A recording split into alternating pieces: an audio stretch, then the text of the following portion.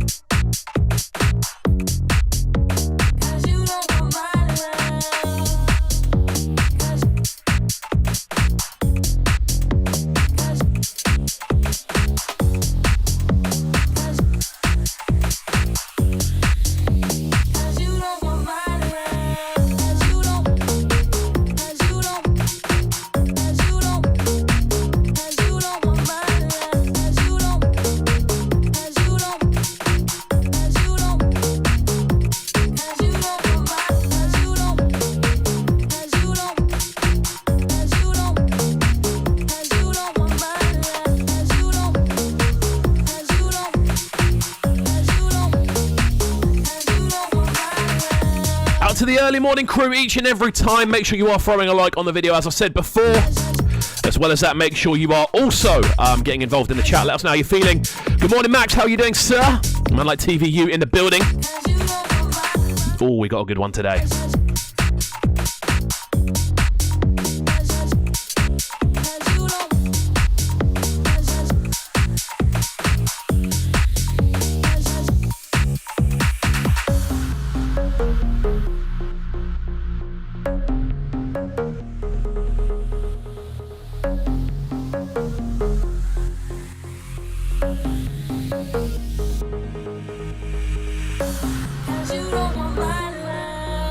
Loving the sounds of this one, I've got to say.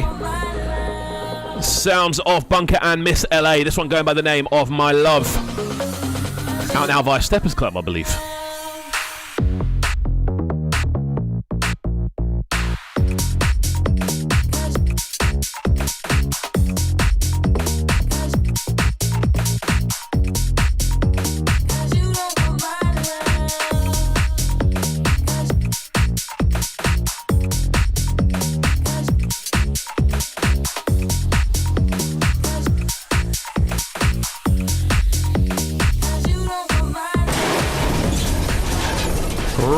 My friends, welcome to the show. It's Breakfast with KXVU here on Cubcam TV, streaming live, of course, onto YouTube and Trickstar Radio as well. Make sure you go and download the app, get involved with the site. There's loads of good stuff on the way today. Couldn't be more excited to be back inside the building.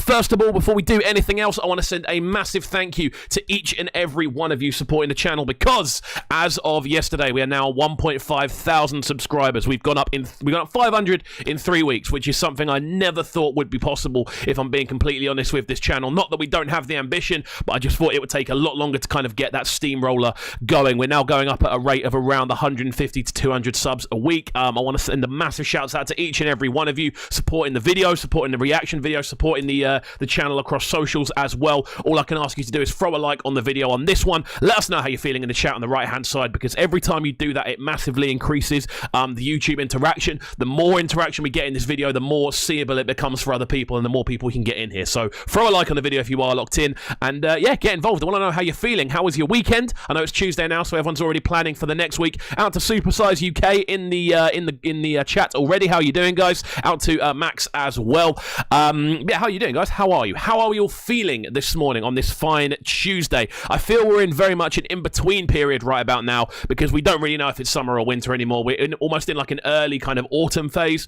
which is fine for me. I'm loving the fact the temperatures dropped a little bit. I was getting far too warm in this little room. As you can see as well, we now have the green screen active. It's a little bit dodgy in the top right hand corner, but you know, it adds to the whole kind of thing of live streaming, to be honest with you. It's been really fun setting up all these extra elements. Obviously, we've got loads of new bits going on the channel. We've got the new approach to reaction videos as well. We've got our first video to hit 10k, which dropped on Thursday, I believe. Was it Thursday evening that video dropped? That's already on now, I think around 11k. The new video for the new Burna Boy tune Monsters You Made, which is an absolute belter. Do go and check out the original and check out the reaction as well. But yeah, we've got a fantastic show on the way. Let's let you know exactly what is going on, shall we? Because I am excited. I am excited for today's show, purely because we have an absolute legend joining us. It's been a good start to the week. We had Henny G joining us yesterday. We had Alfie Bogus joining us yesterday. So we also had we had a very, very well-respected designer alongside a dubstep legend for me, Henny G. Today we have another legend in the building, and it's the week of legends by the looks of things, because Plastician is going to be joining us in around 24 minutes or so. He's going to be on the line with us from 9. We're going to be talking about Wave. We're going to be talking about his approach to streaming. We're going to be looking at everything he's involved with right about now, and how he's one of the more kind of innovative people within underground bass music here in the UK, and I could not be more excited to chat to him about his ideas, his plans, his motivation as well to kind of stay ahead of the game with everything he's doing. We're going to be looking at some bangers as well that he's sent over, so I'm excited, man. I'm super, super excited, and I couldn't be happier to be spending my mornings here with you guys on YouTube. I'm getting very used to this sort of thing now. I love doing this sort of early morning streaming. It gets me out of bed nice and early. I've got my routine. I've got my cuppa, which, you know what? I never really used to drink tea, but now I drink tea every morning. So thank you guys for making that a possibility, because I feel like a more mature being for that. Let's get through a couple of checkups whilst we're here. Please make sure, of course, you are following the channel. Make sure you are hitting that subscribe button. As you can see, I need to sort those two different screens out because they're looking slightly different at the moment. Make sure, of course, you are following us on socials, Instagram, as well as Facebook, alongside Twitter and SoundCloud. All of those available at KXVU. Make sure you are following. There's new content going up every day onto every single platform. As well as that, you can check out this show via the podcast, which is available on Spotify, Apple Music, and SoundCloud. Simply search Breakfast with Kovu, the interviews. Now, what we do is we take the music out of the shows and we pretty much stitch it together as one long form piece of content, essentially. So it becomes like a nice long bit of kind of speech content, which works really nicely in podcast format. They're usually around 40 to 50 minutes long, and a good way to start off your day. We bring you news, we bring you interviews, and we just bring you some good times and some good vibes. So it's a good thing to get involved with. The podcast levels have shot up recently as well. So a massive shout out to everyone supporting that. If you aren't already subscribed, go and subscribe to that. If you are subscribed, listening into that channel now, make sure you head over to the YouTube, because yeah, we're on 1.5 thousand subs. This is it's incredible. We started this channel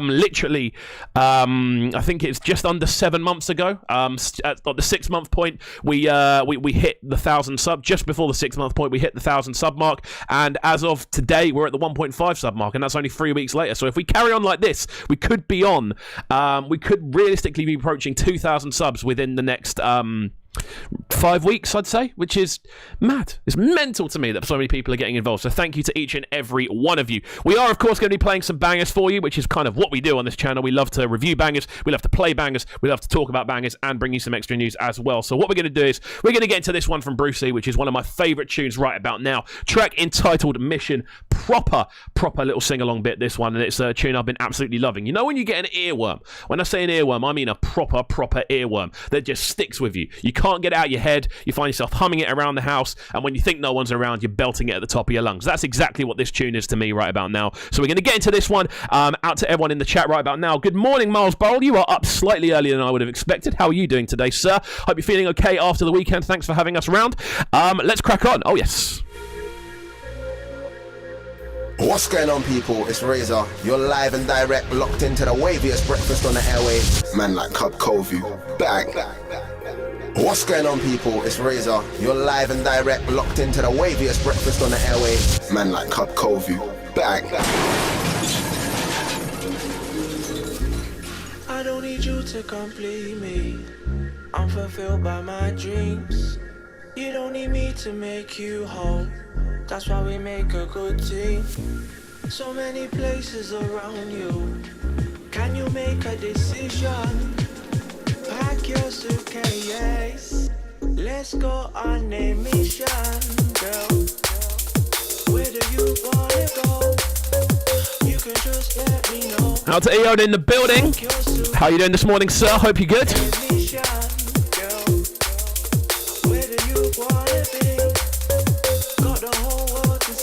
Yo, it's Forza. You're now locked into the breakfast show with Kovu. Anytime it's live, you have to go true. Make sure you subscribe to the YouTube channel right now. Cam TV. Stay.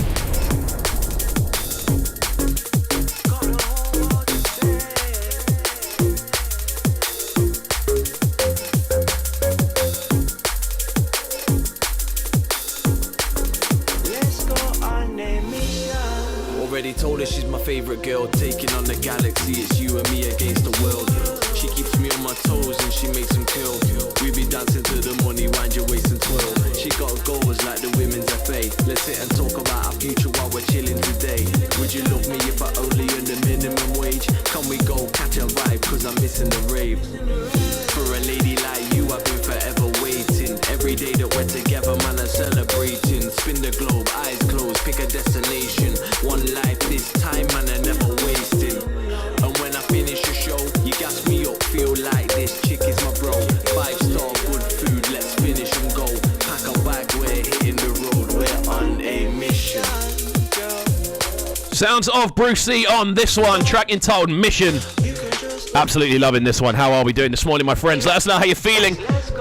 What's everyone up to this week? What's big? What's coming up this week, people? If you're in the chat, let me know. I'm going to be getting into some news articles in just a second. So if you are, if you've got something you'd like me to discuss, throw it in the chat. I'm all ears today. So many things on my mind. Can you stop me from going down? Forget taking our time. It's me and you, and the time is now. Out to Eon saying he's back at work and he's trying to plan out how we're going to teach. I don't envy you, brother, I've got to say. Oof. Let's go on a mission. Where do you wanna go? You can just let me know. Pack your suitcase, let's go on a mission. Where do you wanna be? Got the whole world to say. Pack your suitcase, let's go on a mission.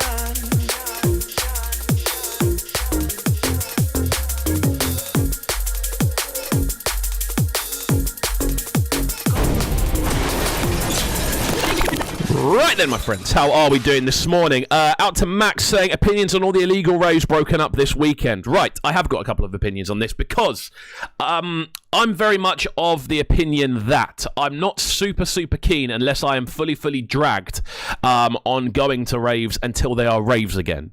Now, for those that don't know what that means, I'm not that keen on going to a half-full dance, because I'm not that keen on going to a half-full dance in the best of times, you know? So if it's my reintroduction experience to going out and going partying again, I want to make sure I'm in a full dance. Now, I would rather wait until that's a genuine possibility and go to a couple of these sit-down ones rather than kind of doing an illegal one, purely because I know that if I'm going to a proper rave when it's back at it and they're back to normality again, I know it's going to be fine, you know? I'm not going to have any worries in the back of my head. I'm not going to be expected to be busted every few minutes. I'm not going to be in a position where I'm not particularly enjoying myself because I'm going to be worrying, you know. That's what's likely to happen. And even with the fact that Brighton's infection rate is so low, I'd still rather wait until there are proper events being put together again. And to be honest with you, what I'm seeing a lot of promoters that start to actually bank these events in. I'm seeing a lot of promoters start to actually book stuff in under the impression that towards the start of next year and the end of this year is when things are going to be happening again. So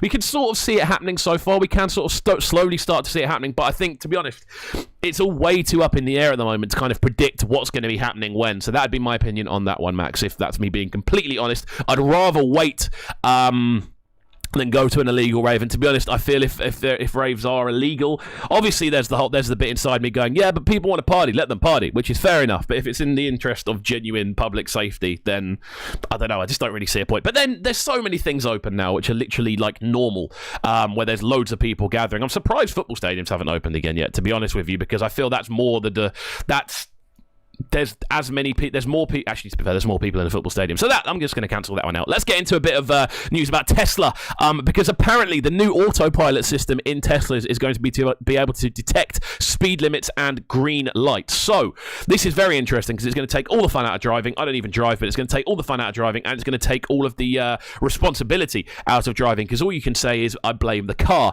Tesla cars in the US can now read speed limit signs and detect green lights following a new software update. Oh, it's iRobot. iRobot's happening. Let's just be honest here. That's what's happening. The vehicle's autopilot system generates a speed limit warning on the dashboard display and sends a notification if the car is sitting still at a green traffic light. The features were released in the latest update of Tesla's full self-driving version of autopilot. Tesla vehicles can already slow down at red lights and stop signs, so that's quite good. In July 2019, Tesla's website advertised the full potential of autonomous driving, including the automatic driving on motorways, although it's always maintained that its autopilot is not designed to be a substitute for a human driver. Previous Tesla models have had speed limit sign recognition, which was enabled by the firm's former business partner, Mobileye. Interesting stuff this. Between 2013 and 2016, the Israeli maker of camera sensors and software supplied Tesla with technology for the autopilot feature used in its Model 5 and Model X series. But in July 2016, the companies ended the friendship, citing the first reported autopilot fatality as a factor. Now, fair play. Like, realistically, if we're going to have cars that are driving themselves, we don't really want fatalities on the road because of it. I think that's kind of the opposite of the point. Unless people are just being lazy and going, I can't be bothered to drive, I'm going to make the computer do it. Owners of cars built under the partnership had complained road signs were sometimes inaccurately interpreted. Vehicles would not register a speed limit sign at all or drive at excessive speeds. That was reported in the Tesla blog, Teslarati. Tesla's latest software updates applies to autopilot cars made after 2016, which are not fitted with Mobileye cameras. So there we go. Interesting stuff. Now I don't drive. I'm not really one for going out on the roads. I tend to take public transport everywhere purely because I live in Brighton. Public transport is very, very good down here, so I'm not really bound to a car, and also parking in this city is an absolute nightmare. So I pretty much tend to work off the basis of I get everywhere via public transport. But if you are someone who's driving, if you are someone who's interested in having a motor, I don't know. Let me know how you feel about this one in the chat, people, because obviously this one's a little bit out of my depth. I'm not someone who drives. I'm not someone who intends to drive anytime soon. Out to Supersize saying Elon's fucking nutty, but has admittedly got mega brains. I mean, to be honest, yeah. He does seem like he's on a bit of a different wavelength to most people, but that wavelength seems to open up a lot of opportunities, like Tesla, like PayPal, all these things which are now like happening. Out to Max Biddleskim as well, saying human error will always be a factor. It should be all or none, IMO. And the only way that autonomous cars will be successful is when 100% of them are autonomous, in my opinion. No, I agree with that, because you can't.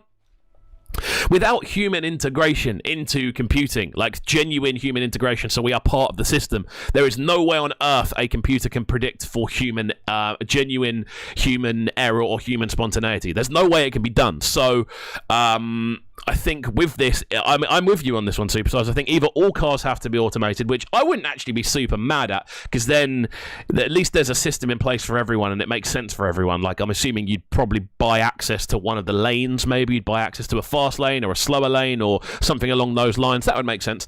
But yeah, there we go. Interesting stuff from Tesla this morning. We're going to get into another banger before we get into another bit of news, before we get into another banger, and then we get into a conversation with Plastician. I'm looking forward to this, my friends. I really, really am. Let's get into this one then from Nines featuring NSG. Absolutely wicked tune, this one. This one is Airplane Mode, and if you haven't heard this one yet, I don't know where you've been. It's one of the biggest tunes off the brand new Nines album, and it's a banger. So we're going to get into this right about now. Keep it locked. Don't go anywhere. Make sure you are hitting that subscribe button on the channel. We want to make sure we're getting as many people subscribing as possible. We do go live on this channel Monday to Thursday now from 8:30 till 10, and also there's reaction videos dropping all the time. There's more content videos dropping soon as well, including a look at that brand new Boy Better Know track today, which I'm going to be talking to you about in just a second. So keep it locked. Don't go anywhere. We're live on Cubcam TV, baby. Oh yes. Airplane mode to ignore them. Yeah, we all bleed, so I don't fear them. I can't talk to the work up in the chair, man.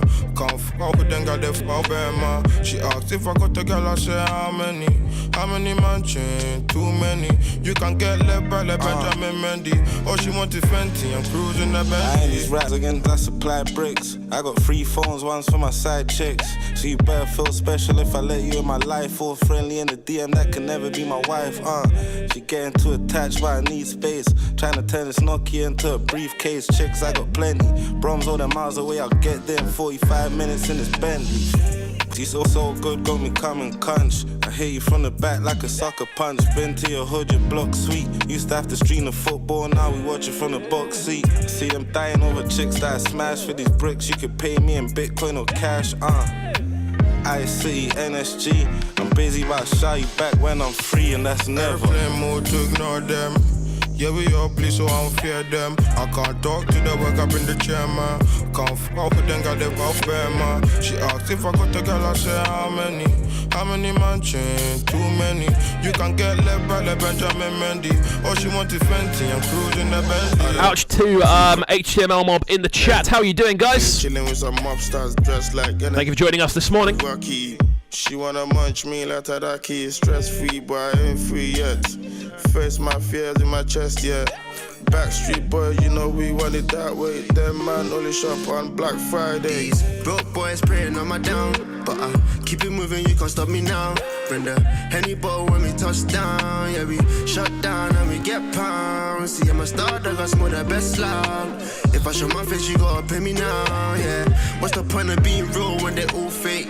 I'm just trying to get this money, fuck being big. Airplane mode to ignore them. Yeah, we all bleed, so I don't fear them. I can't talk to the work up in the chair, man. Can't fuck with them, got the fuck bad, man. She asked if I got a girl, I said how many? How many mansion? Too many.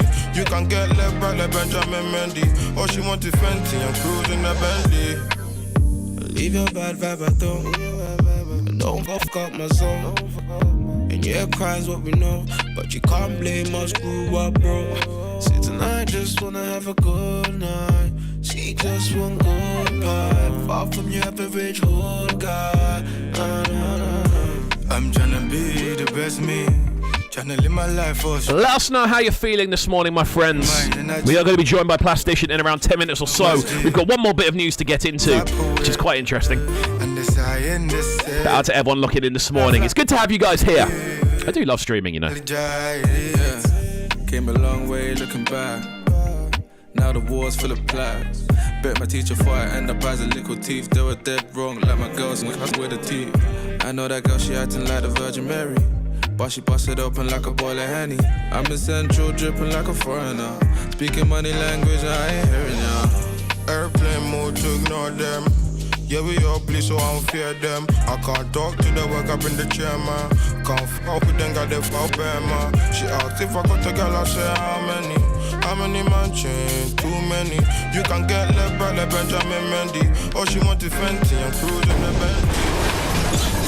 Right then, my friends, how are we doing this morning? Welcome back to Breakfast with Kovu here on KXVU TV and Trickstar Radio, of course. I'm in a good mood. That one coming to us from Nines and NSG, Tracking Told Airplane Mode. Out to all the new people locking into the show, of course. Make sure you are hitting that subscribe button. We are bringing you good music and good news and good interviews every Monday to Thursday here on the channel, whether we're live or whether we're pre-recording them, or we don't pre-record, but we'll do them in the studio live and then edit the video up and put the video up a little bit later on. At the moment, we are streaming live from the cave. Trickstar Radio is currently undergoing a little bit of maintenance work, so we're streaming onto the app, but we are recording from the cave, which is really fun. Obviously, you can't see the cave anymore because we have got a green screen going on, which is quite enjoyable, which is new. So thank you to everyone who's got involved. And obviously, we're slowly growing in subscribers, and it's absolutely amazing to have all of you in here. So thank you, but keep subscribing. Throw a like on the video as well if you are locked in. I can see how many of you are locked in, and I can see how many likes the video has. So that could easily be the same number. If you take half a second, just go and click. That would be a massive favour to me. Thank you for getting involved. Let's get into a little bit of news then regarding something a little bit fun. A gran keeps McDonald's burger in closet for 24 years and it hasn't rotted. A TikTok user's video shows her grandmother unwrapping a McDonald's hamburger and fries that is said to have been kept in a shoebox since 1996, the year Diana and Charles divorced and the Spice Girls made their debut. So this is an old burger by the sounds of things. A grandmother, what's her name? A TikTok user named Ali Sherby, Sherb, it's an unusual surname, but fair enough, recently shared a video of his gran showing off the meal, and she says she has kept it in a shoebox in her home in the US since 1996. The caption of the clip viewed more than 3 million times. This is where TikTok is. Wow. What happens when you leave a McDonald's hamburger in a bag for a hamburger in a bag for over 20 years? The food doesn't look fresh, but it doesn't look like it was cooked in the same year that saw Princess Diana and Prince Charles divorce. The Spice Girls released their debut song Wannabe, and Alan Shearer become the world's most expensive footballer.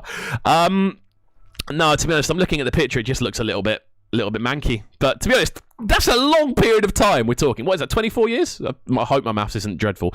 But yeah, in the TikTok video, the grandmother picks up the white shoebox, which has a hamburger written on the side, and holds it up to the camera. She tells her granddaughter, so do you want to see my hamburger? It was in a box in my closet. And she opens up the box. She holds up a paper bag that she claims the meal was served in, pointing to an advert for NASCAR races in 1996. The dates on the hamburger says it's 24 years old. Mad. Absolutely mental. I mean, the fries are going to be very dry, but there we go. What would we expect from a McDonald's burger? We'd kind of expect it to outlive the apocalypse, I presume. I assume when the nukes start flying that we are just going to have nothing but cockroaches and fillets. That's what I'd imagine. But yeah, this is the thing, yeah. If you're eating McDonald's, you know it's not good for you. You know it's not good. You know it's not fantastic. You know it's probably full of chemicals, but you eat it anyway because that's what you want to eat. That's my opinion on it. At the end of the day, like if people are surprised about McDonald's being able to survive the nuclear winter, I don't really know what to suggest for you, my friends, because it's quite clear they're going to be able to, because they're made up of nothing but chemicals, and yet they're delicious. So that's kind of where I am with it. We're going to be getting into this interview with man like Plastician in just a few minutes. What we're going to be doing next is jumping into one more banger before we do get into that conversation. However, and I'm very excited to do so. So I'm just looking through my listings here, and there's a tune I haven't played in a couple of weeks, but even though I've been absolutely loving it, it's been one of my favorite tunes released this year, without a shadow of a doubt. It's in my top 3 tunes released this year, if I'm being honest with you.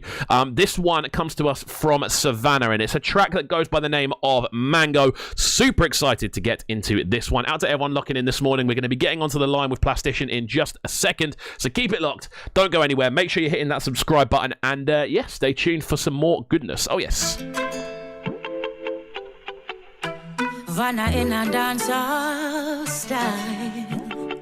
Yo, it's your boy Hamdi. You're locked into Breakfast with a bad boy KXVU. By this selector in Brighton. See how far we can go. Imagine it be nice and something. Me say me love you like mango. I better you give me some loving. See how far we can go. Imagine it be nice and something. Tell you what I want to. Need a minute of your time. Look at me closely, coming and tell you no lie. Won't compete with no other. Where you feel like men and try. Such a sweetie, skin clean, well meant to clear up your signals. Me love you like manga. Better you give me some loving. See how far we can go. Imagine it be nice and something. Me say me love you like mango. I better you give me some loving. See how far we can go. Imagine it be nice and something. Should I meet you first, cause the rest of them did have a waste man vibes. Can't believe how you're patient, intelligent and kind. Quick suggestion, meet me at the clock, halfway 3 stoplight. Make quick jump on a bus down a town, me will show you my side. Me love you like manga, sure. I better you give me some loving. See how far we can go. Imagine it be nice and something. Me say me love you like manga. I better you give me some loving. See how far we can go. Imagine it be nice. Feeling alright, honey, I just want to say it. You mess with my meds, but in the best way. Giving me hope for the future, cause I see you there. Grateful for you, babe. So glad you came. I love you like mama. I bet you'll give me some loving. See how far we can go. Imagine it be nice and something. But say me love you like mango. I bet you'll give me some loving. See how far we can go. Imagine it be nice. Imagine it feel nice. Imagine it would feel nice. Right then, my friends, we're back inside the building. How are we doing this morning? Welcome back to Breakfast with Kovu here on Cubcam TV and, of course, Trickstar Radio as well. We have a very special guest in the building. We're joined by a legend, a genuine pioneer of UK underground music, and I could not be more excited to introduce a man like Plastician. He's on the line. How are you doing, sir? I'm good. How are you? I'm good, man. I'm good. Thank you for coming on the show. As I was saying off mic a second ago, this is a big one for the channel. It's a big one for the show. So thank you for taking the time out of your morning. I'm looking forward to it. Yeah. Thanks for having me. It's exciting to be up and about nice and early. Nice, man. Well, that's good. I think there's a few things for us to kind of dive into that I'm very keen to discuss first of all, because obviously during this lockdown period, you've been one of the more kind of active, I'd say, UK figures in what you've been kind of getting involved in. Obviously, we've seen you active a lot online with sort of live streams and sort of competitions and things like that. And I know we've got a couple of people in the chat this morning that have been taking part in those competitions. So I'd be doing them a disservice if I wasn't going to kind of ask. Where did the idea of these kind of production competitions come from? I think obviously initially started on during the lockdown period. Gigs being taken away was a big factor in taking advantage of my knowledge of live streaming to just kind of capitalise on it a little bit, to be honest. And then it was just a case of knowing, sort of using Twitch as I do, that it's a platform that really thrives on more interactive show formats than just like having a DJ mix. So it was just like an ongoing thing where, if you're streaming as regularly as I was, some of the formats start to feel a little bit like stale, or people are maybe getting less interested in this, and things like that seem to be a bit more interesting. So it's a bit like reading the room in a DJ gig. If you're streaming and you're noticing like maybe the engagement's dropping a bit earlier, or you're not getting the numbers in, it's like, well, what can I do to refresh it? So the beat challenges came in about 6-7 weeks ago now, maybe 2 months. I don't know, it goes so quickly, but I think it was just that realization that through lockdown was doing a lot of quizzes. People loved that at the beginning, but people also got bored of that a little bit. I think where a lot after a few weeks, that seemed to be all that everyone was doing on Zoom calls and stuff like that. And it was a bit of a realization that, okay, well, that served its purpose. What can I do now to engage like a more musical audience? Because I feel like the community of people that were turning out for the quizzes were very music-minded people, a lot of producers, a lot of DJs. And I just thought that Tuesday might be a good opportunity to get people involved in like a contest that was kind of broadcast from start to finish, so a real challenge and not just like a listening, like a feedback type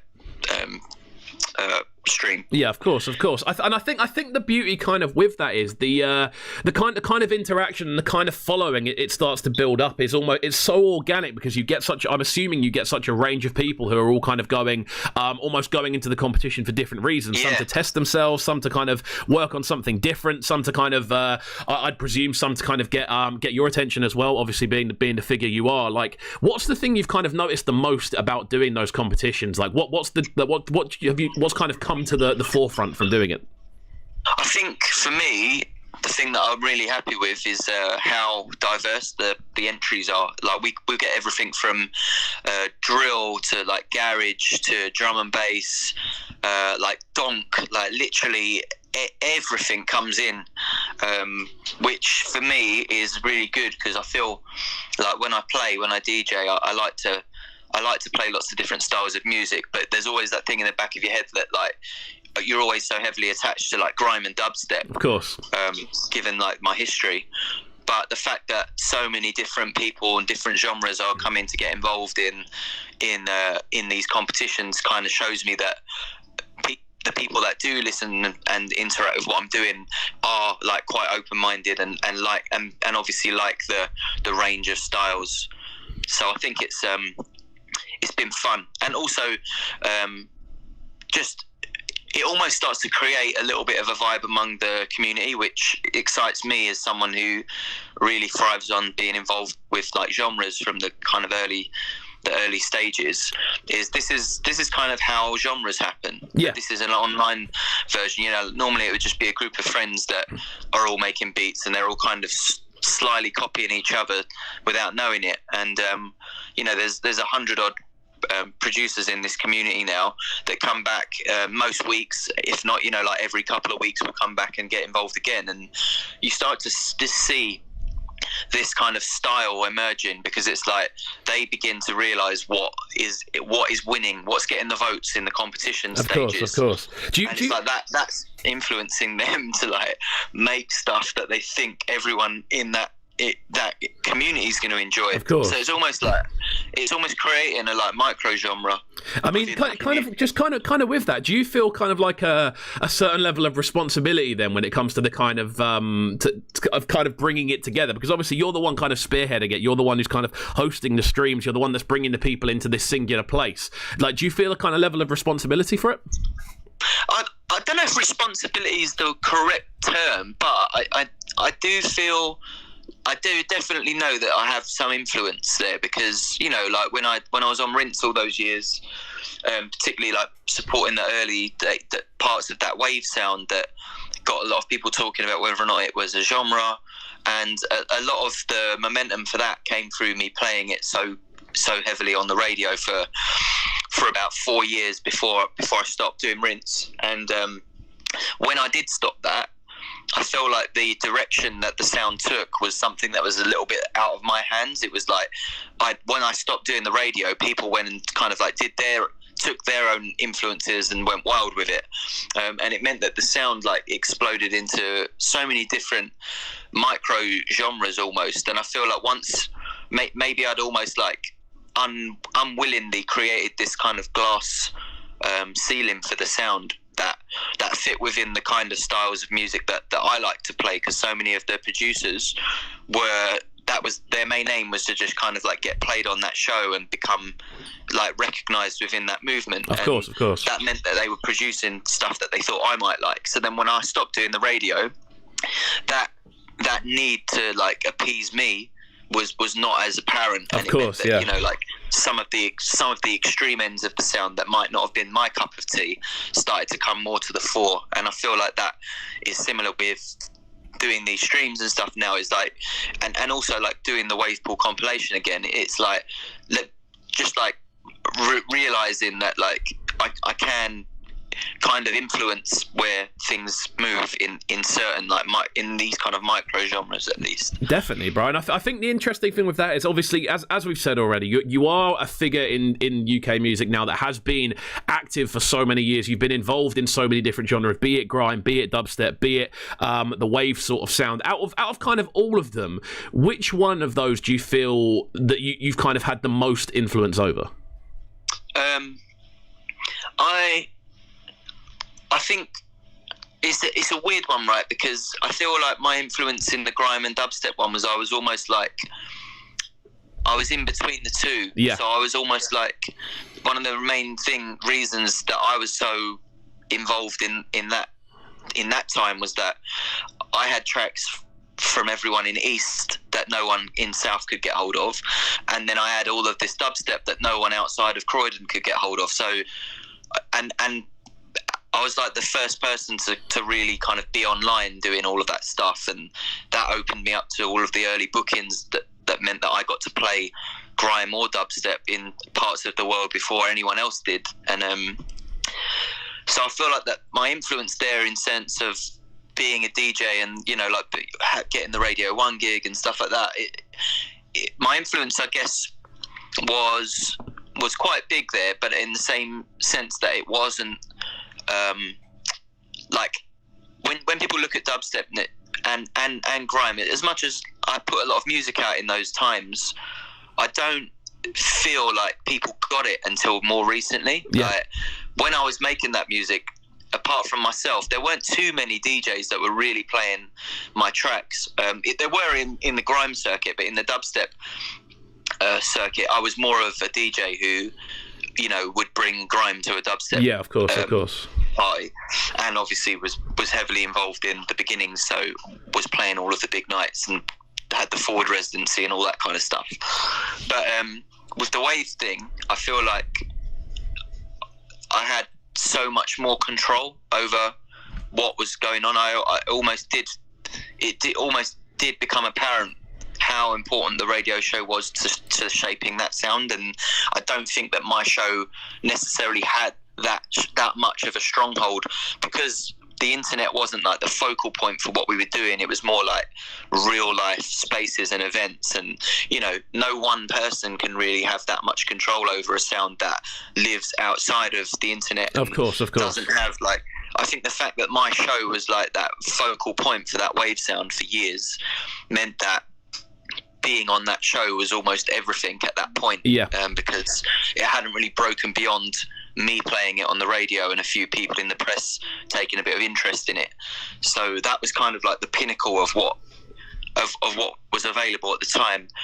With the early grime and dubstep stuff, we didn't really have any idea that anything we were doing was going to amount to anything beyond playing the few little club nights that we were for years, you know. Of course. A lot of people don't realise it didn't blow up overnight. Like, we were playing to rooms of 30, 40 people for about 4 years at Forward.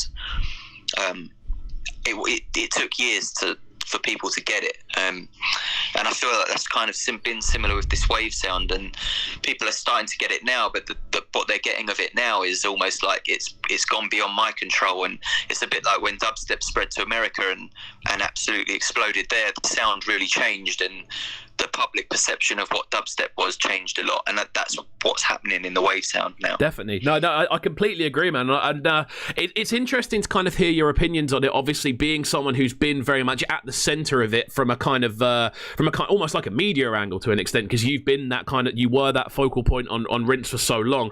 And obviously we kind of look through kind of terrorism and things that have been going on with that as a label, and I feel there's been a lot of influence there in UK music as well, just for the kind of variation that's been taking place on the label for so long. What we're going to do is we're going to get into a tune from yourself, and then we're going to carry on the conversation. We're going to get into this one called Wave Machine. How did this tune come together? So I was putting the compilation together for a long time, just kind of reaching out to people, asking for people to submit beats on Insta and Twitter and stuff like that. And obviously it's the third one in the series, but the last one didn't come out since we haven't done one since 2017. So I knew I wanted a track on it. The last one I didn't actually produce anything on it. I just curated it. So I wanted to put some music on it myself, and I wanted to create something that was a little bit like where I think that part of it was like talking about, you know, like maybe losing that influence a little bit on the sound. I was like, let me kind of put my stamp back on it again and take the sound and kind of like try and take it somewhere where I would like it to work. Like, so as a DJ, I like playing all these different kinds of styles, and I need music that kind of fits between the styles that I'm playing. And at the moment, obviously among the wave stuff that I play, I'm really into like breaks and electro again. I feel like that's a sound that's having a bit of a resurgence, and I just wanted to create a song that fits somewhere between like the wave stuff that I was playing and this kind of breaks stuff. So creating a track that had those wave tones but incorporated a little bit of breaks into it. It made for a good DJ tool for me, but then it also made a really nice kind of like intro track for the project. So it kind of served a lot of purposes, but it came together quite nicely, and it felt really natural. So yeah, I was really pleased with how it came out. Amazing, man. Well, obviously that kind of breaks influence is something that someone in the chat that I know is going to be very happy to hear. Out to TVU in the chat saying I low-key do the competitions to convert people to the breaks gang, so pick up you, which I absolutely love. Out to Eon as well saying he has to go into a staff meeting, but he's going to put this on pause and pick up afterwards. No worries at all, brother. Good to hear from you. And out to HTML Mob saying breaks gang. So we're going to get into this one now. This one is Wave Machine from Plastician. Keep it locked. Don't go anywhere. We're live on Cubcam TV.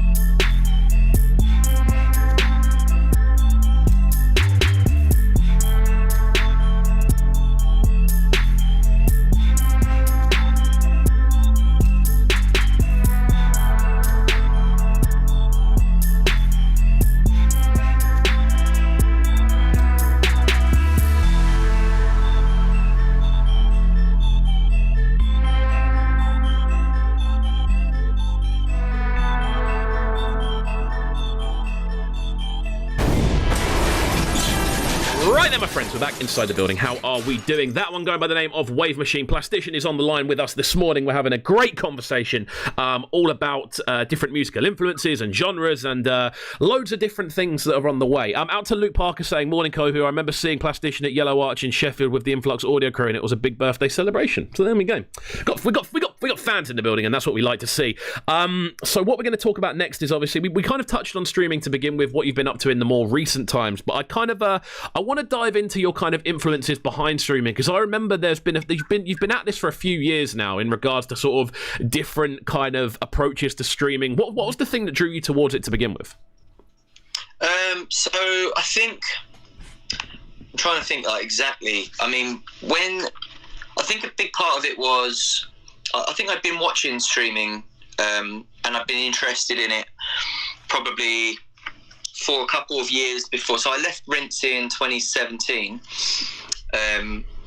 Maybe in the couple of years leading up to that, maybe like 2015, 16, I'd started taking a bit of an interest in it. I'd obviously done things like Boiler Room and things like that by then, and thought it was a good platform. I thought it was a good idea. People obviously were interested in watching DJs, which up until that point didn't really seem like a feasible thing that people would watch. And then I think for me, those few years of since started streaming and everything went on demand, the radio shows I was doing were getting maybe more plays, but they were getting played in the week, when people were just finding time to listen to them on SoundCloud rather than locking in live and interacting with the actual show. So for a couple of years, I was pretty much pre-recording my radio show and just sending it in because it saved me a journey into East London to do it live on Rinse, unless I had a guest MC in or something like that, and then I'd go to the studio and do it. But for a few years, I was just pre-recording because I just felt like the need to do radio live was lost to me. Entirely. Especially if you are kind of going at it with that opinion of this is essentially for on-demand purposes. The idea of doing it live to begin with, almost as you said, it kind of dissipates a little bit. Yeah, if I was just doing a mix, you know, like if it didn't need to be spontaneous, then it was just like, well, I'll just do it in the week. And, you know, like in some cases I can piece it together, I can get a guest mix, I can just like make the show and then send it over. And it was like saving me a bit of time each week, and the time became really precious after I had my firstborn in 2014. So I think it was just like, I needed that extra time, but I felt like when I did go and do it live, it's like, you know, you barely got any tweets, any text messages through. And when I did leave Rinse in 2017, it was partly down to the fact that, you know, what I felt like I could do that, like without a radio station. I didn't need to do that on the radio. I could do a podcast. Initially I thought, I'll do a podcast, like that's going to be big, but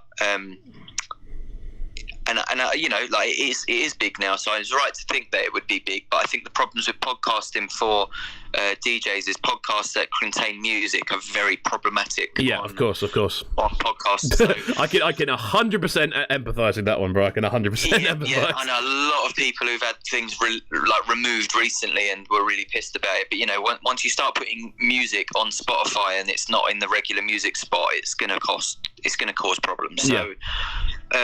So there's that, and so I didn't really get into that. And then I was following like a bunch of things, and I think I was just browsing Facebook one day and came across this guy who was streaming these vaporwave streams, and he was doing all this mad like 3D 360 degree visuals with it, but there was like live voting and polls and stuff inside this live streaming environment, so it was like really interactive. But he was just kind of playing YouTube music in the background, and I reached out to him because I saw what he was doing, and I was like, this is really interesting. Like, you've got a highly engaged audience, but you're just playing YouTube music in the background. Like, is there any way we could do this, but I could mix live into it and actually like interact with the viewers and stuff like that? So we end up having a meeting about what he was doing, and he was really excited at the idea of like getting artists in to do it. And I had the contacts even with the vaporwave artists that he was playing. I knew a few of them, and I was like, you know, I'm pretty sure we could get some pretty big DJs into this. This is like something really new and exciting. It was like a virtual reality DJ set. So we paired up, we teamed up on this Unreality Journeys project in 2017, and were live streaming in like VR across Facebook, and built an app as well to do it in and out of. So it was like we built like a virtual club space that people could enter on their phones and wander around. So then we could also broadcast out of it onto Facebook. So people were essentially watching me broadcast into like this game environment, but there were actual players walking around in it. This is mad though. Like, I mean, at the time, it must have been quite like pretty groundbreaking stuff. It was ridiculously groundbreaking, and still is now. It's still way ahead of anything that anyone's doing since. And it worked on like really bad phones. Like I had a meeting with the former head of Sony PlayStation for Europe at the end of 2017 about what we were doing, and presented the app to him. And it had like, he figured out, my business partner who made the app had figured out how to like give augmented reality, almost like virtual augmented reality to old phones in a kind of cloud-based solution. So even if you had a really rubbish phone, you could essentially have augmented reality experience on it. So it kind of opened augmented reality up to people all over the world, even with a cheap old phone. So long as it had like access to the internet, you could get that experience out of it. And just the fact that it was like a multiplayer virtual space that we could live stream into, because still no one's really figured out how to do that. And we had also figured out how to send like 3D what's the word, like depth, it kind of like what's the word? I can't remember what it's called, but anyway, we figured out how to send like 3D objects into it in live as well. So you could film a DJ with a depth sensor camera, like a Kinect Xbox camera, and essentially like broadcast that into the environment. That gave you a sense of depth, so you could kind of walk around the DJ. This is like mind-blowing kind of stuff. Like to begin with, man. This is like the tech was nuts. Yeah, it was absolutely insane, and the guy did it. He built most of it in the space of about 2 weeks leading up to this meeting that we had. And when I showed it to the guy who was head of a massive VR company and former head of PlayStation Europe, he was like, I want in on it like now, like as soon as you can get, if you can get an investment deck together, I want to present it to our investors, blah, blah, blah. But if I can be a part of it, like I definitely want to be a part of it. And so we had this like massive... So we've been working for months and months and months up to that point, and then got that far with it, and then unfortunately just ended up falling out with my business partner literally like the weekend that preceded that, and he didn't take it particularly well, and you know, I just felt that he'd been out of order, and called him out on it, and he did not take that well at all, and yeah, we ended up having a falling out. I won't go into the details, yeah, of course. I haven't spoken to him since. So we were on the verge of what would have almost certainly been multi-million-pound investment. You know, it was absolutely gutting. Yeah, that's got to be gut wrenching, man. Especially after all of the potential you've seen. After all the potential, like you've almost seen the you've seen behind the veil of like what could be available. That must be so frustrating for you. Yeah. I think some of the streams we did were like, you know, we had meetings with Facebook about it because we were reaching people organically. They couldn't understand. You know, I think one of the live streams we did, we had nearly 100,000 live viewers on it. It was like it was the biggest 360 live stream they'd ever seen on Facebook at that time. Mad. And we were just doing it all organically. We weren't putting any boost behind the posts. People were just sharing it, and because the engagement was so high, it absolutely clocked the algorithm. Like almost anyone that landed on Facebook at that time was getting it in their feeds, and obviously it looked so unusual, and it was like you just wondered what was going on when you saw it, exactly like I did the first time I saw it. So we built this like really die-hard audience for it, and even now, especially with lockdown happening, like so many people have asked me, how did you do it? Like, can we do it again? Could you maybe build it for us? Can you? And I had to explain, it's like, I didn't build it. You need to speak to the guy that built it, because he did all of the build. I did the business end. Like, I did the curation, I did the meetings, I did the, you know, like I gave him a little bit of direction, but he was just like a genius, really. And like I've gone to these massive companies and had these meetings, and they don't know where to start. They're still so far behind what he was doing, and he was doing it with like no money. That was the most amazing thing. He just his brain just worked differently. Yeah. Like he would find a way to make something work eventually. Like over the course of a few days, he just like backwards engineer about 5 different pieces of software to make one tiny thing happen. But those tiny things were like, how did you do that? You can't do that in this program. And it's like, he's not doing it in this program. He's doing it in about 6. Yeah. All like weaved into each other. I mean, it's crazy to hear, and it's almost it's kind of frustrating as a listener, and I can't imagine how frustrating it is from your end. But from a listener's perspective, we're like, this could have been like the next thing on PlayStation 4. It could have been the next thing on PC gaming. Even it could have been this huge potential thing, and it's all kind of just almost dissipated a little bit. Yeah, it's a shame, because I do feel like he's the only person potentially in the world who could make it work. For now, anyway, I think the technology will catch up. There's probably someone somewhere working on something right now. But the only thing for me was like, you've done the tech end, you've done the hard bit. Now all we need to do is like work on the graphics side of it, so that it feels a bit more real. And if we made it like a real, it would have been like the equivalent of turning up to a club. You know, and you didn't have to put a headset on to do it. You could just view it on your phone and play it, walk around in it like a game, but you could still see what was going on. And it didn't, you know, I think like a lot of people were scared of VR because they were like, oh, I don't want to walk around with a headset on. Yeah, like, of course. That wasn't what we were trying to do. We were trying to make an experience, you know, like that some of the like really good feedback we have, people like with disabilities and people who like high anxiety, the idea of going into a club is just like, oh, I don't, you know, but they love music, and it, you know, it opened them up to interacting with other people that were like into the same kind of music, but just didn't potentially really like leaving their house for whatever their own reasons were.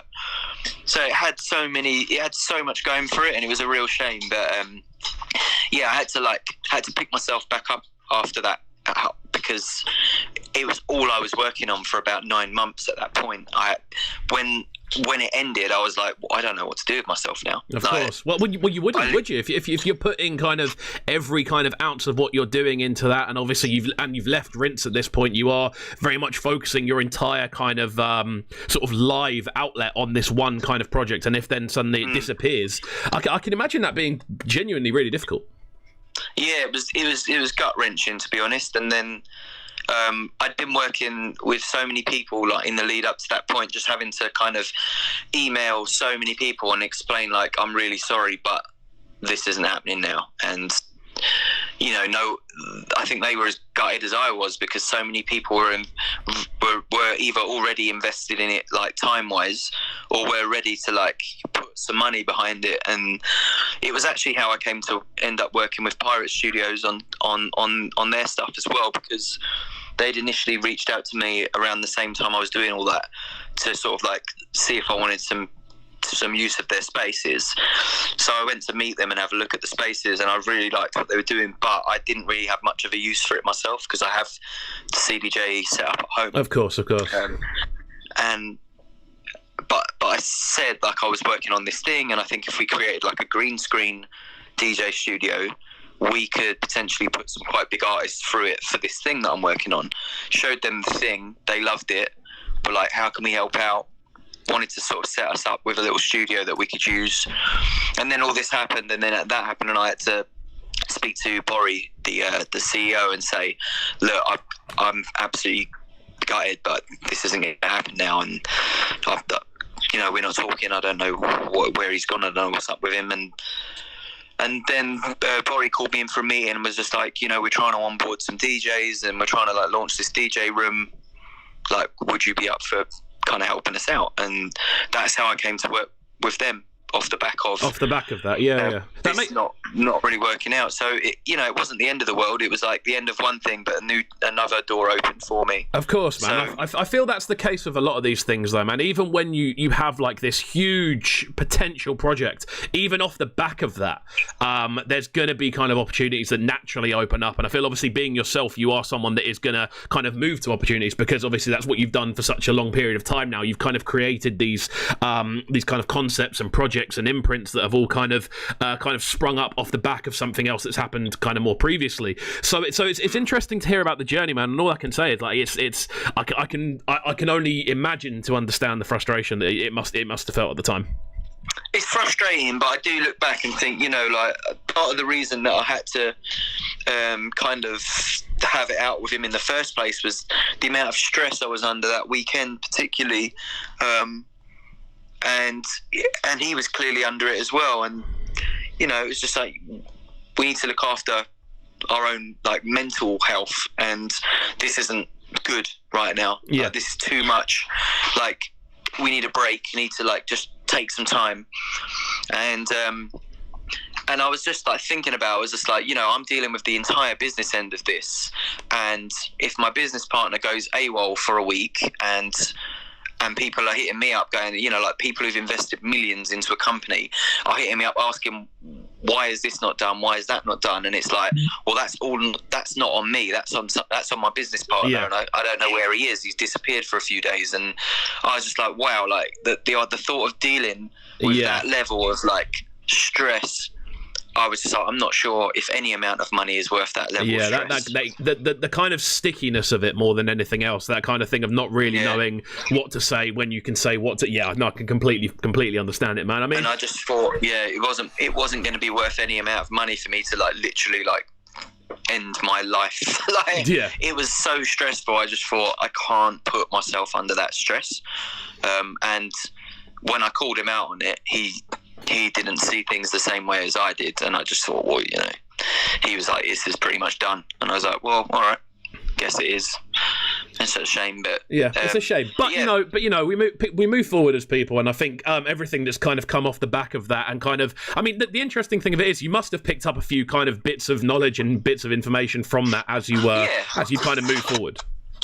I think for me it was like I entered a different world of business in that few months, whereas like before then I'd always been very like DIY record label DJ, and that was all I'd been doing for about 15 years at that point. And it was like, then I'm suddenly like, I'm walking into meetings in boardrooms and shit, and I'm like, wow, this is proper business. And it made me realise that all of the things that I picked up doing label and doing publishing and doing all the other stuff that I've done down the years made me realise that actually I can apply my knowledge to the regular business world, and I do know how to run a company like I have been.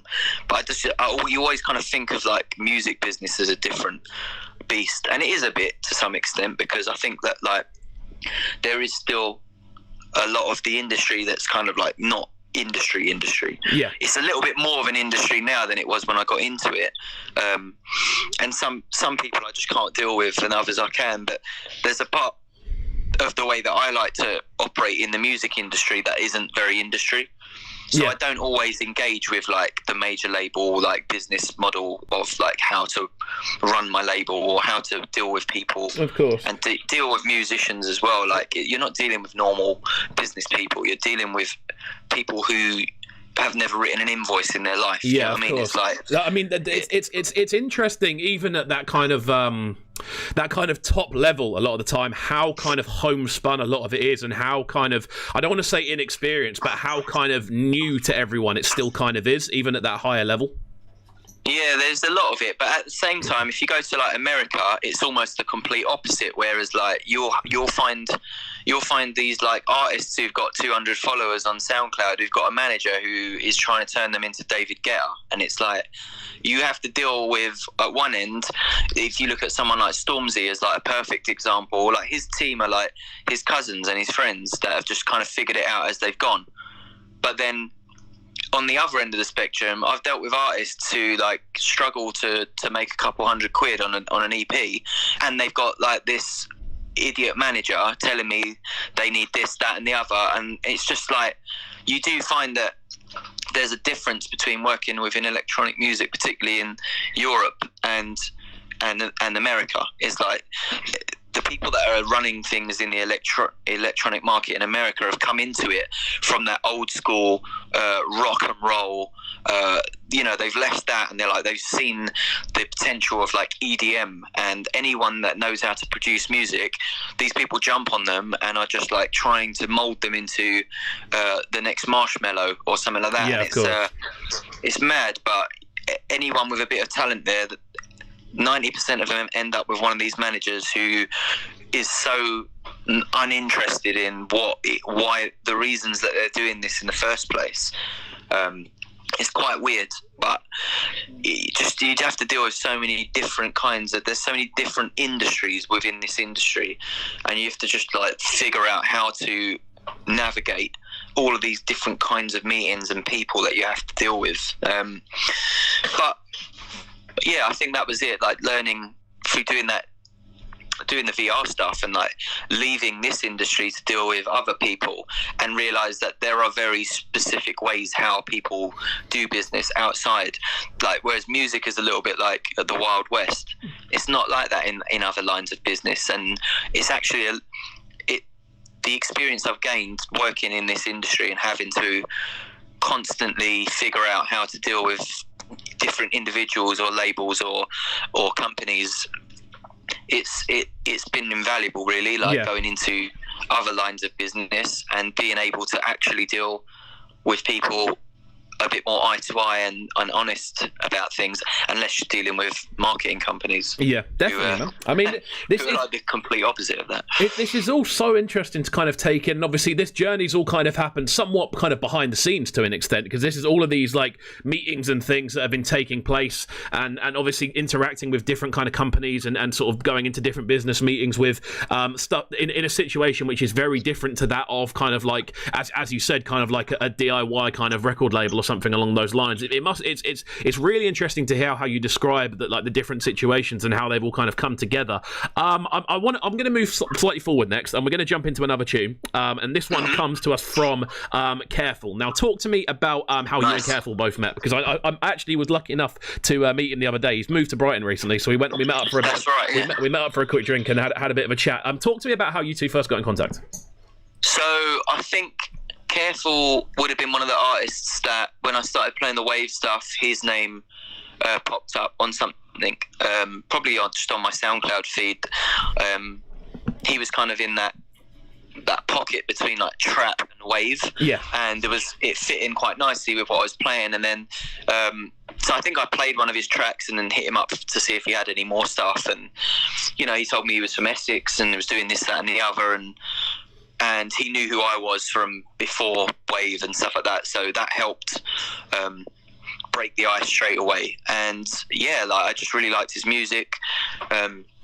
He seemed quite actively wanting to get more involved in the spread of this Wave sound, and set about getting involved in the community with Wave Mob, and then picked up his Liquid Ritual label and got on board with all of that. And it was just like I was promoting events at the time, and I wanted to put some Wave artists on these lineups and kind of give it a bit more context for people that didn't really know why or what it was. So I'd kind of book I'd normally book like a grime headliner, someone like P Money, and then I'd play myself, and then we might have like a dubstep act, like a Heritage, like a Chef or someone like that, and then a couple of the Wave acts would play like the early sets to kind of like set the tone, but also give the sound a bit of context. And Careful was someone that I booked for quite a few of those, and then I returned the favour and play at the Liquid Ritual parties and stuff like that he was doing too. So it just did like a natural, like a link up. We kind of had a mutual respect for each other musically, and he's always been super easy to work with on stuff. He's kind of like how I like to deal with people. It's about music, like we all know that everyone wants to get paid at the end of the day, but there's a certain way of dealing with that, and I feel like he's kind of on the similar wavelength of like, we're all friends here, we all want to help each other out, and if there is an opportunity for us to help each other out financially, then we're quite honest and open about like sorting each other some money out for things. And it's nice. It's a good way to work. I feel working with him on stuff, he reminds me a lot of that old school kind of record label mentality. Yeah, of course. Yeah, definitely. So that's kind of it. But musically, like I've always liked his stuff, and he's a really good example of someone who sits between like that wave, dubstep, grime. Like you can hear all those influences in his music. So his stuff sits perfectly into my sets. It works really nicely in between everything that I like to play. Amazing, man. Well, we're going to get into this one now. This one is Raid Boss. We're going to be back in just a minute as well. We're going to talk through WAVEPOOL and then what's on the way for yourself in the near future. Keep it locked, guys. Don't go anywhere. We're live on Clubcam TV. It's Brecky in the Cave. Oh, yes.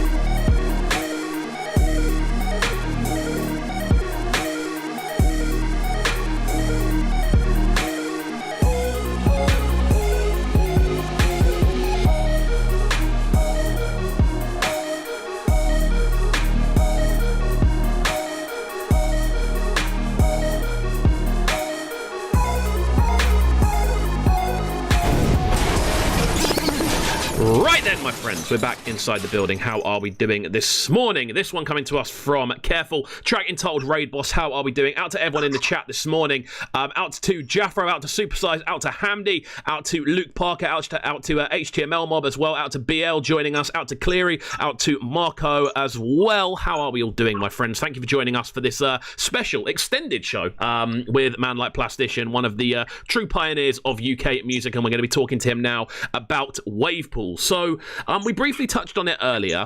What's the kind of layout with this most recent edition of the compilation? So I think I touched on it a bit earlier. I think where I was seeing like the surge in interest in the sound, but the interest coming in was more on the hard end of the sound, which was never really where I saw this sound going. It was a bit like, maybe I'd lost a little bit my control of where the sound was going sonically. Not that I deserve any kind of control of it, but the sound was changing so much, and it was heading a little bit more. In my head, it was almost like quite a tasteful sound that had the potential to cross into more of the underground territories, like a bit like how dubstep did initially, where it was filtering into like techno DJ sets and stuff like that. And I thought, this sound could possibly do that as well, but it needs to be a little bit more DJ friendly, of course, or because the original wave stuff was not great to DJs. Like lots of the intros had no beats and stuff like that. It was quite an awkward sound to mix in clubs, and obviously it was quite slow. But I was like, that didn't necessarily have to be slow. Like people started changing the tempo, but that was fine. The tempo change wasn't the problem. It was more the sonic sounds that were coming in were leaning quite heavily on sounds like trance and big drops and things like that are like a bit more synonymous with like the EDM end of electronic music, which is great financially for about 6 months when you explode and you get all of the festival bookings and everyone gets excited about this new sound, and then you get a million people trying to copy the big artists that everyone likes, but then the sound's done and no one wants to be a part of it anymore. It kind of loses its cool very quickly. If you go the other route and do like the underground DJs playing it more, and like respected tastemaker type DJs like playing the odd song here and there, then you end up with a sound that has a little bit of a larger kind of foundation, and then you can build on that, and it has more longevity. So I think the thing now is like I'm seeing this sound spread more into that EDM side of the thing, and I'm like, it's flying too close to the sun. It's gonna implode soon. Maybe if I can pare it back a little bit and go back to its roots, build this compilation with everyone again, but kind of get them to build something that was like more along my kind of taste lines, just to sort of reposition the sound again, show people that like this sound still has these vibes going on. A lot of people that have liked that sound for years are not 100% into this like hard end of the sound, as much as it's gaining a lot more quick interest. A lot of the people coming into it are just trying to jump on whatever looks like it might be the next big thing, right? It happens with every sound, but when that happens, it can move rapidly out of control very quickly. So it was a little bit like, let me kind of help reposition the sound among people that maybe don't like that EDM side of things, and show people that there are still stuff that's a little bit more along the lines of, this sounds a bit like grime or a bit like dubstep, but it's slower and it's emotional, and all the things that are going on in the world right now. This for me feels like the kind of music that people want. It's like it's got bass music kind of tones in it, but it's not going to it's not going to make you headbang around your front room. It's like you can have this on in the background and kind of vibe with it and listen to it while you're doing your emails or like doing a long drive. Or it's kind of like, you know how like lo-fi hip-hop is like this thing that everyone just puts it on in the office and gets on with their work. The thing with Wave is like it's somewhere between like bass music and that. It's like you should be able to just listen to it, but also if you hear it in a club, it's weighty enough that like it connects with you on like a spiritual kind of like, you know, like frequencies and stuff traveling through your body, like how dubstep did. And I just really like that thing about it. I was like, it's so unusual at its like purest form, it's tempos that you wouldn't hear in a club. It's textures and like feelings and moods that you wouldn't hear in a club, but it's weighty enough that if you do play it in a club, it connects. And I wanted to kind of bring it back to that, was like, here's like some tracks that I feel do that, but then also like do give it flashes of stuff that people are doing now, like slightly harder things, a bit brighter stuff that has those synth lines in it that are a little bit more synonymous with the hard wave stuff. So it's kind of like trying to reposition it within my sort of taste frame and show people like, this is the stuff that I really like in this sound. And the artists obviously are there, always down to get involved. So it's been good, man. Like, I'm quite excited about it. I feel people are really excited about it, and the artists on board are really happy to be involved with it. It's a pretty solid project, I think. It's come together nicely.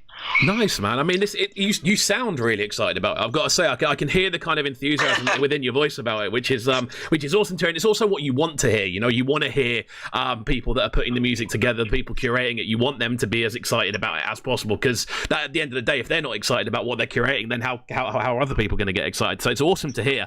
I mean, kind of, we've got a couple of minutes left before we jump into the final tune. So I want to kind of look into what's on the way in the future for yourself. Obviously, you are someone involved in a lot of different projects. As you said, you're involved with Pirate. You obviously got the label side of things going. You are still doing these streams. Like, what's the kind of big plan for the rest of 2020? Do you know what? I think that this whole situation that we're in, that we're living through right now, the plan is, like, as much as you're busy and you're doing what you're doing, it's still so scary that like all of this can be taken from you in a click of a finger. So for me, like, I do feel a little bit like I'm living month to month in my head at the moment. It's just like I'm not really making big plans for the future until the future looks a little bit more certain. So, you know, I'm cracking on with the work at Pirate a couple of days a week there. I'm running the label. I've got releases coming out. I've got the big WAVEPOOL thing that obviously has taken up a lot of the last few weeks, and we'll roll into the rest of next month on the kind of promotional end of things. The album drops on Friday on Bandcamp, so it's going to be a busy week this week getting the word out for that. And then it drops the following week on all other streaming platforms, just to give it a chance to like earn some money on Bandcamp, because before we have to get into all that, you know, people buying music is still really important. Of course. And especially even more so now, with the artists living in the situations that we are. Definitely, man. So I'd say there's that going on. I am set on some music that can and probably will come out. I've been releasing quite a bit of music this year myself. I've just done another track with Duce, which is almost finished. I don't know when that will come out, but you know, like, I think it'll be a little. I like to give projects a time to breathe. So WAVEPOOL 3 was such a big project. I'm not going to be releasing anything within a month of it. It needs that time to like do its thing. So yeah, I feel like you might see a couple of bits from me in the final quarter of the year. I've got loads of beats that I'm sat on. A couple of rappers have hit me up recently for. So I've got to wait and see if any of those get used or if they're going to be used. I've been doing some work with Munir Chihuahua on his Unknown P project. Amazing. We've been working in the studio at almost a year ago now, actually, that we started this. The last year's gone so quick with everything that's happened, and yeah, we sat on a couple of bits. I don't know what's happening with them. Like, his whole career has taken a massive upturn since lockdown started as well. So it may never come out. You never know. These things happen a lot in music. So as much as we've got this music, we're sat on a couple of finished tracks, and he's sat on another couple of bits that we were doing. There's potential for that. What else is going on? I mean, like, hopefully, a lot of it's just hope, you know, like, trying to like keep myself busy. I'm always ready to jump straight back into gigs as and when they look like they might be safe. But I think if I'm being realistic, I don't even think about gigs at the moment. As much as it goes without saying, like, if gigs becomes a thing, I'm 100% getting straight back into it when it's safe to do so. But I'm not even thinking about where the gig money's coming in from now. So like for the foreseeable future, all I'm concentrating on really is like label and continuing the Twitch streaming to like keep building that. It's a slow build, but I said at the beginning of lockdown that I knew what will happen here from interviews I'd done, were like, what happens when everyone's DJing on Twitch and like there's 1 million DJs on Twitch? And I said like, it will happen, and it did. But I said those DJs won't. Not everyone will stick it out. The thing with the Twitch streamers who are massive on Twitch is they are on Twitch every few days. They do stream for this many hours a week, and they've been doing this for 4 years, and that's how they've got 2,000 to 20,000 monthly subscribers. Like nothing comes easy, but a lot of people expect easy. I think it's a generational thing, but I've been around the block long enough to know that, you know, this might be a long slog, but if I do keep at it, if in 2-3 years we're still not in a position where you've got gigs coming in, I might be in a position to live off of my Twitch streaming revenue for a minute. So I'm just going to keep at it.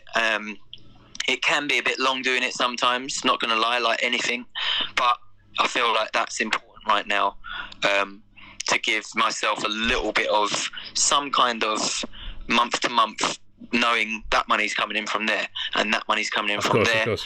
And right now that's like label, that is Twitch, and it is pirate for me. So if I can keep all of those three things going, I keep my neck above water and a roof over my head. And that is at the end, that's the kind of goal at the end of the day, to make sure that you are still comfortable. And you do have to do a lot in music to solely earn enough to do that every month on your own. It's difficult, you know, like, and it's part of the reason that I do all these things, because I'm not a top 10 artist. Like, I don't have any silver plaques on my wall. I don't have any of that, right? I don't earn a lot of money from my royalties. If you take my gigs out of the equation, there's not a lot of money there. But there is, if you can earn lots of little amounts of money in as many different places as you can, there is enough to earn enough to live off. But, you know, that's the reality of it for me, and for a lot of artists that maybe operate in similar kind of offerings as I do in terms of music. If you're not like making the charts, I feel like if you're a rapper or a singer, then you've got that. That's your aim, is like to kind of maybe reach that status where you've got a big fan base, but you're not jeopardizing like your style or your sound. As a producer, it's really hard to do that unless you're operating in, say, like EDM or like dance music, where you're getting those daytime radio plays, you're getting, you know, TV are interested in you, all that kind of stuff. And the kind of music that I like to produce, it's not really in that. It's not in that field. Kind of bracket. No, I feel you. Yeah, and that kind of field, personally for me, it's not music that I would enjoy making. So it's not. Talking to like people who don't work in music or create music, maybe don't understand that. Like people that I went to school with, like my friends that I see on the weekend, and that will always be like, why don't you just make this? Why don't you just make that? But I don't want to make that. As much as I know that would be great business, that's not really why I got into music. I didn't ever think I'd make a living from it. So now that I do, that's just my sole thing, is like, well, I've been making a living out of this for 15 plus years, and I don't really know anything else. So I have to stick at it, and this is the toughest time that we've had. And I'm in a fortunate position right now. I've just got to hold on to it, really. Yeah, no, fully, man. And I tell you what, we're gonna call time on this one here, because we've nearly run out of time. I've got to say, this has been without a doubt my favourite interview we've done on this channel. So I want to say a massive thank you to Plastician for joining us this morning. Thank you, sir. Thanks for having me. It was great chatting to you. Thank you for coming on. So one time before we finish up, what is the best social media tag for people to get hold of you on? At Plastician on Twitter, or Insta, or, you know, SoundCloud. If you're sending music, SoundCloud, inbox me, please. I don't really like email for music because it's so busy with everything else. Yeah, hopefully, man. I see you posting about that quite often as well on the newsfeed. Yeah, I think people think I'm actually palming them off, but that's true. Like, I listen to more music on SoundCloud than anywhere else, and there's a lot of people that have released on the label that will tell you that I contacted them through SoundCloud. There we go. Amazing. Well, dude, I tell you what, this has been an absolute pleasure. It's been a wicked way to start off the day and start off the week following the bank holiday. What we're going to do is we're going to finish up with Vexy's Gold Rose. Sorry. So talk to me about this one very, very briefly. Yeah, this is a great one. One of the faster tracks from the album. Vexy's obviously a bit of a don in that kind of like grime, that glassy grime vibe, and I had the pleasure of releasing an EP with him and Jato late last year. So it's good to have him on this, and definitely one of my favourite tracks on the album too. Amazing. Well, we're going to finish up with this one then, dude. I can't summarise how much of a pleasure it's been. Obviously, guys, you can check this show out on YouTube once it's finished. You can also check it out on Spotify, Apple Music and SoundCloud. Obviously, we'll take the music out and cut it together as a long-form interview. Make sure you are subscribing to the channel, throwing a like on the video as well. Make sure you go and follow Plastician as well if you're not already, which I'm sure all of you already are. Let's crack on then. We'll see you tomorrow morning. I'm not going to announce tomorrow's guests just yet because we've got possibly a very exciting last-minute addition to that, so we're going to wait till tomorrow to announce it. But for the time being, we'll see you later. Make sure you're subscribing, and peace out.